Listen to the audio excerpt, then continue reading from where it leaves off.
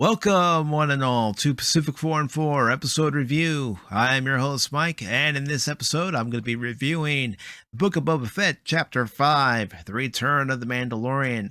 That's right, as the title of the episode says, our good friend Din Djarin does return in this episode, and when we see him, he's at a meatpacking plant, and of course, he's there to collect his latest bounty, which is right there in front of him, especially when he pulls out his Hollow emitter showing his latest bounty, and of course, the price that's on his bounty's head. But of course, one of his friends decides to attack Din Djarin.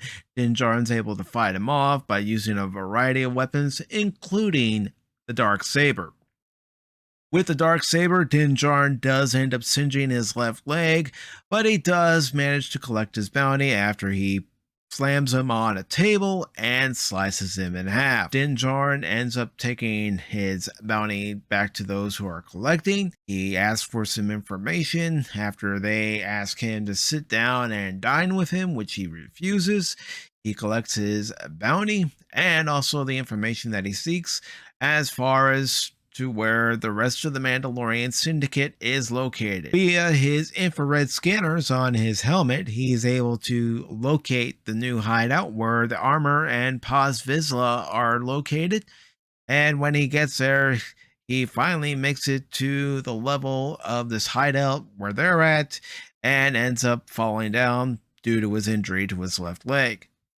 Paz Vizsla puts some back to spray on him, and that's when those two Mandalorians, the only two that are left, find out that Din Djarin has the dark saber. And of course, we get a little backstory, and we're told about the Night of 1,000 Tears, which is when the Empire pretty much destroyed what was left of Mandalore, and also everybody's feelings as far as Bo-Katan Kryze and her family, how they forgot the way of Mandalore.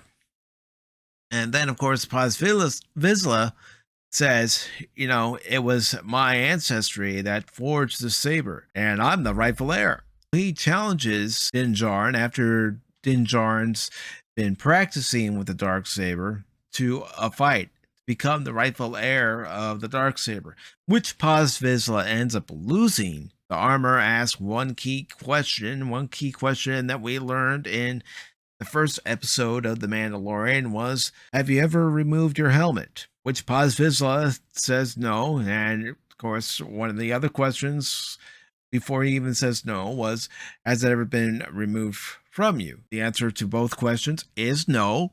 Din Djarin hesitates. Din Djarin takes a while before he answers, and he does admit that he removed his helmet. Of course, this is after the fight between him and Paz Vizsla. So what ends up happening is our good friend, the Mandalorian, ends up getting exiled from what's left of the Mandalorian syndicate, and he manages to find a transport that's taking him to Tatooine.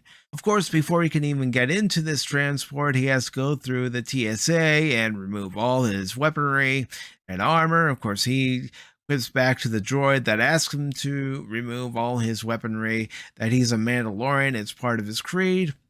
After a short period where we see Din Djarin remove all his weapons, he's on the transport to Tatooine. There's a kid right in front of him who's curious about him. It's a Rodanian. They get to Tatooine. He lands at Mos Eisley, where this transport was taking him, and collects all his belongings. We meet an old friend, another old friend, Peli. Now, despite what some people may or may not feel about Peli, she's there because, well, Mando got a message from her. And in that message, Peli said that she has a ship for him. And of course, the ship turns out to be an old Naboo starfighter, an NB-1. So we get a little montage of Peli and Mando working on this Naboo starfighter. They get it all up and running. They get it to her, and it's up to spec as far as Din Djarin's concerned. And then we have a test flight.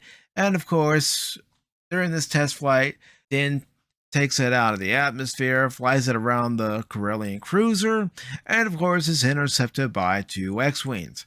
One of these X-Wing pilots is a young lieutenant, while the other is a very familiar face who lets Din Djarin off after Din Djarin decides he's going to speed away. He lands back at Mos Eisley Spaceport, where Pele is very impressed. And of course, one of the things that you see at her spaceport is you see a BB-1 unit, as you see in Jedi Fallen Order. So I thought that was pretty neat when Din Djarin, gets out of the NB-1 starfighter. Pele tells Din Djarin that an old friend came by asking for him, and that old friend is Fennec, and she has a job for him. And of course, Din Djarin immediately says, "Oh, you mean Boba Fett?" Fennec says, "We'll pay you handsomely," hands him some credits, and Din Djarin passes it back and says to Fennec, "Tell him it's on the house." We cut to the credits, but the last shot we see is of Mando. In this episode, we find out what Mando's pretty much been up to. In some cases, you could call this episode 17 of The Mandalorian, but a lot of people have referred to the Book of Boba Fett as The Mandalorian Season 2.5. What did I think of this episode? I really enjoyed this episode. I really enjoyed it because I do enjoy The Mandalorian. It was good to catch up with our old friend. He even got some training on how to wield the lightsaber properly because it was weighing him down. We also got a nice little montage of Pele and Mando working on the MB-1 starfighter, all leading up to what is hopefully a great episode for episode 6. Now, some might say, where was Boba Fett in this episode? Boba Fett, in my opinion, wasn't needed in this episode. Yes, this show is called The Book of Boba Fett. However, it's good to catch up with Din Djarin and find out why he's there on Tatooine, so we don't get this rushed plot line of how did he all of a sudden know that Boba Fett needed him. No, Din Djarin's there on Tatooine because he needs a new ship to replace the Razor Crest. Pele had a new ship waiting for him. It wasn't what Din Djarin wanted at first. After they worked on it, got it back up and running, put in a new engine, made it a souped up hot rod, they went at it, and he's got his new starfighter. We know why he's there, and we know why he's going to end up joining Fennec and Boba Fett. There's a debt to be paid. Boba and Fennec helped Din Djarin recover Grogu, which led up to Luke Skywalker taking Grogu with him. Din Djarin feels it's time for him to repay that debt. Grogu is mentioned in this episode. We also hear Din Djarin say that he's got someone that he needs to see again, which is pretty much implied that it is Grogu.